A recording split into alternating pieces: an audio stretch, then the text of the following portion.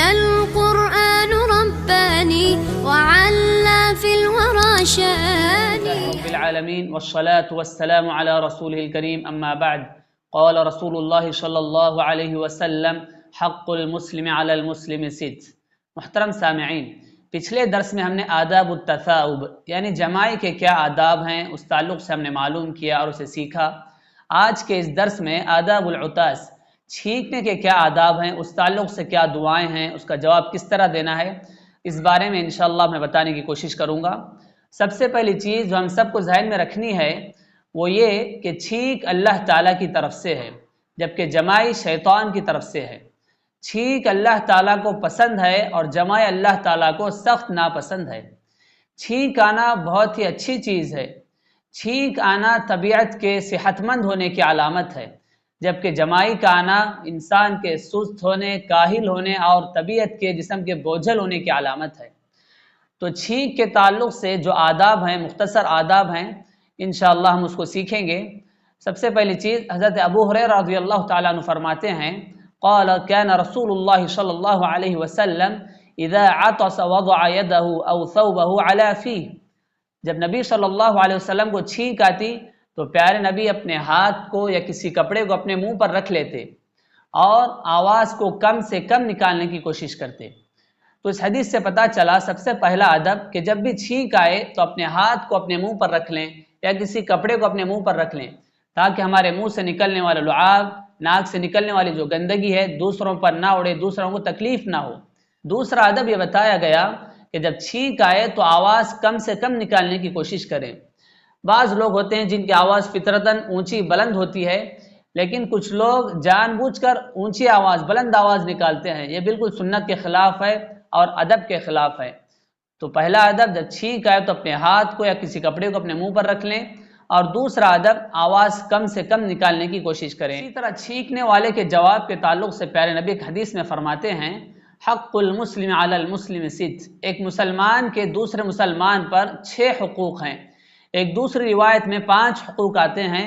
خمس تجب للمسلم علی اخیہ رد السلام وتشمیت العاطس. جو 5 حقوق یا 6 حقوق ہیں اس میں سے ایک حق یہ ہے وتشمیت العاطس. جب کوئی مسلمان بھائی چھینکے تو اس کا جواب دینا یہ دوسرے مسلمان پر واجب ہے۔ تو اس سے پتہ چلا کہ جب بھی کوئی بندہ چھینکتا ہے، الحمدللہ کہتا ہے، تو سننے والا بندہ اس پر جواب دے۔ تو اس کا جواب کس طرح دینا چاہیے، اس بارے میں نبی صلی اللہ علیہ وسلم فرماتے ہیں اذا عطس احدکم فلیقل الحمدللہ علی کل حال. پیارے نبی فرماتے ہیں جب بھی تم میں سے کسی کو چھینک آئے تو اسے چاہیے کہ اللہ تعالیٰ کی تعریف کرے، یعنی الحمدللہ یا الحمدللہ علی کل حال، ہر حال میں اللہ تعالیٰ کی تعریف ہے۔ اس کے بعد سننے والا اس کا جو جواب دینا ہے وَلْيَقُلْ أَخُوهُ وَصَاحِبُهُ يَرْحَمُكَ اللَّهُ، يَرْحَمُكَ اللَّهُ کہہ کر اس کا جواب دینا چاہیے، یعنی اللہ تعالیٰ تم پر رحم کرے۔ یہاں پر لوگ یہ غلطی کرتے ہیں، يَرْحَمُكَ اللَّهُ جو جواب دینا ہے اسے غلط طریقے سے پڑھتے ہیں، یا رحمک اللہ، یا زبر زیر کی غلطیوں کے ساتھ اس کو پڑھتے ہیں۔ تو صحیح جو اس کے الفاظ ہیں یرحمک اللہ، یرحمک اللہ، اس طرح اس کا جواب دینا چاہیے۔ پھر اس کے بعد چھینکنے والا جواب دے وَيَقُولُ هُوَ يَهْدِيكُمُ اللَّهُ وَيُصْلِحُ بَالَكُمْ، اللہ تعالیٰ تمہیں ہدایت دے اور تمہارے احوال درست کرے۔ پھر چھینکنے والا اپنے بھائی کو ہے نا اس طرح جواب دے يَهْدِيكُمُ اللَّهُ وَيُصْلِحُ بَالَكُمْ، یا کسی دوسری روایت میں اس طرح بھی آتا ہے يَغْفِرُ اللَّهُ لَنَا وَلَكُمْ، اس طرح بھی ہے نا اس کا جواب دے سکتے ہیں۔ 2 جوابات ہیں۔ اس حدیث سے پتہ چلا کہ چھینک آنے پر الحمدللہ کہنا، اللہ کی تعریف کرنا، حمد کرنا اور ایک دوسرے کو دعائیں دینا ایک تاکیدی سنت ہے۔ اسی طرح ایک اور چیز کہ کتنی بار چھینک کا جواب دینا چاہیے۔ کبھی کبھار یہ ہوتا ہے کہ کوئی بندہ اسے بار بار چھینک آتی ہے تو کتنی مرتبہ ہم اس کو جواب دیں، کیا بار بار اس کو جواب دینا ضروری ہے؟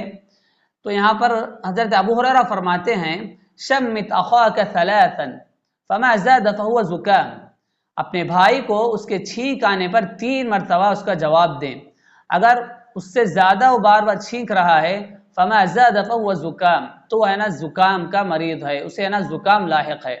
تو اس سے پتہ چلا کہ 3 مرتبہ اس کا جواب دینا چاہیے۔ لیکن ایک اور مسلم کی حدیث ہے جس میں فرماتے ہیں نبی صلی اللہ علیہ وسلم أن رجلا عطش عند النبي صلى الله عليه وسلم فقال له يرحمك الله ثم عطش فقال النبي صلى الله عليه وسلم الرجل مسكوم. یعنی نبی صلی اللہ علیہ وسلم کی مجلس میں ایک بندے نے چھینک ماری تو آپ نے اسے دعا دی یا رحمک اللہ، اس کا جواب دیا. اس نے پھر چھینک ماری تو آپ صلی اللہ علیہ وسلم نے فرمایا الرجل مسکوم، اسے زکام ہے، وہ ہے نا مریض ہے. تو اس سے پتہ چلا کہ پہلی مرتبہ چھینک کا جواب دینا ضروری ہے. اگر کوئی بندہ بار بار چھینک رہا ہے تو اسے زکام کا مرض ہے، اسے آپ بار بار جواب دینے کی ضرورت نہیں. جو بندہ چھینک آنے پر الحمدللہ نہ کہے، اللہ کی تعریف نہ کرے، تو کیا ہم اس کا جواب دے سکتے ہیں؟ تو اس تعلق سے بخاری کی روایت ہے عطش رجلان عند النبی صلی اللہ علیہ وسلم فشمت احدهما وترك الاخر. حضرت انس فرماتے ہیں کہ پیارے نبی صلی اللہ علیہ وسلم کی مجلس میں دو آدمیوں کو چھینک آئی تو نبی صلی اللہ علیہ وسلم نے ایک کا جواب دیا اور دوسرے کا جواب نہیں دیا. تو آپ سے پوچھا گیا اے اللہ کے رسول، آپ نے ایک کا جواب دیا اور دوسرے کا جواب نہیں دیا. تو پیارے نبی فرماتے ہیں ان هذا حمد اللہ وان هذا لم يحمد اللہ. میں نے جس کا جواب دیا ہے اس نے اللہ تعالیٰ کی تعریف کی ہے، اور میں نے جس کا جواب نہیں دیا ہے اس نے اللہ تعالیٰ کی تعریف نہیں کی. تو اس سے پتہ چلا جو بندہ چھینک آنے پر اللہ تعالیٰ کی تعریف نہیں کرتا، الحمدللہ نہیں کہتا، تو وہ بندہ اپنے بھائی سے دعا کی امید بھی نہ رکھے، اپنے بھائی کی دعا کا مستحق بھی نہیں رہتا. چھینک آنے پر جو بندہ اللہ کی تعریف نہیں کرتا تو اس کا جواب دینا بھی ضروری نہیں، لیکن آپ اس کو بتا سکتے ہیں. کبھی کبھار ہوتا ہے کہ نا کسی کو پتہ نہیں رہتا کہ چھینک آنے کے بعد کی دعا کیا ہے، اللہ کی تعریف کرنا ہے یا نہیں، پتہ نہیں رہتا، تو آپ اسے بتا سکتے ہیں، یاد دلا سکتے ہیں کہ چھینک آنے کے بعد اللہ کی تعریف کرنا ہے. تو پھر اس کے بعد اگر وہ الحمدللہ کہتا ہے تو آپ اس کا جواب دے سکتے ہیں. ایک اور مسئلہ، کیا کوئی غیر مسلم اگر چھینک مارے تو کیا اس کا جواب دے سکتے ہیں؟ تو اس تعلق سے حدیث میں آتا ہے کہ یہودی لوگ نبی صلی اللہ علیہ وسلم کی مجلس میں عمدن جان بوجھ کر چھینک مارا کرتے اور نبی صلی اللہ علیہ وسلم سے دعا کی امید رکھتے کہ پیارے نبی انہیں یرحمکم اللہ کہیں، اللہ تم پر رحم کرے، اس طرح دعا کی امید رکھا کرتے تھے.